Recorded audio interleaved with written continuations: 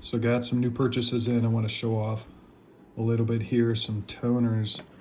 So if you like that kind of video, stay tuned.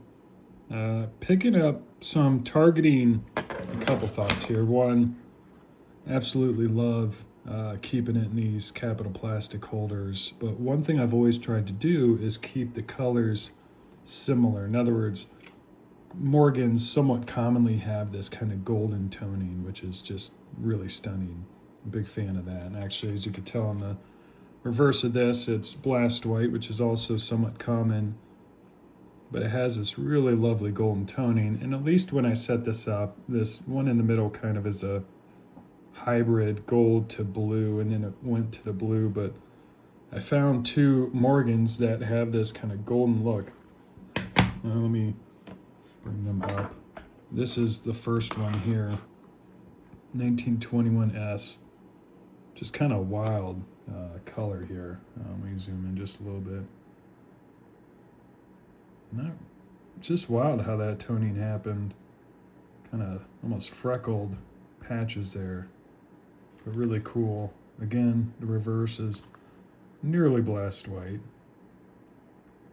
but this is going to go in with that one, and then a softer golden toner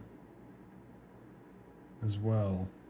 So I'm going to put all three golden toners together on the Capital Plastics holder. And if you stay to the end of the video, I'll show you what it looks like. I'm also a big fan of the blue toning. As you can see here, there's some blue toning on the reverse of that particular Morgan. There's one more blue toner I'm looking at, and I'm trying to bid on, that would fill out the 3-coin lot there. But a well-deserved 63. As you can tell, there's quite a few hits on this coin, but just really cool color. And almost like a little sunset peeking in there. So huge fan of that. Those are the three Morgans. Picked up a couple, of course, toned Roosevelt dimes. You know, some people wonder why the heck I crack out coins, and that's a great question. I just like keeping them raw, and a big piece of it is, it actually doesn't quite pick it up as well, but this case is just not great. It has got this tape on here that won't come off. It's got scratches, it's cloudy. This one as well is a little bit scratched up. It's just really frustrating. I just don't like, and there's some times when you have super nice coins, but the holders are just garbage. But if it has a CAC sticker, you have a really hard time. This one, of course, doesn't. But if it has a CAC sticker, you have a hard time, like, even considering cracking it out. So you're stuck trying to appreciate this coin in a crappy holder, and it's a whole ordeal to get it re-slabbed and sent back to CAC. You're going to end up spending $30 to $50 to get all that done, let alone shipping back.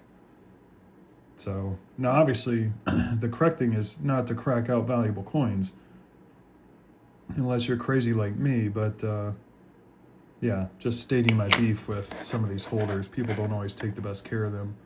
But that and this and an old NGC, somewhat old, 65 star, just has some kind of cool blue toning. 52 Philly is actually a somewhat tough year to get nicely toned on the Roosevelt dime side. This is pretty nice. Again, it goes to this idea that the actual grade itself, 65, this traded for close to 67 money. It's all about color quality on the Roosevelt dime series. So, but yeah, I'm gonna pause the video, get the Morgans into this, and you'll obviously see it pop right back in. Hold on.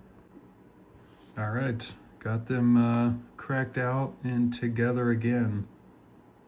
And yes, I just absolutely love the way these kind of work off of each other. I'm not sure which one my favorite is. I think the one in the middle is still probably the top for me. And yeah, just really cool. And as always, I appreciate y'all watching, and hopefully you enjoyed it. Take care.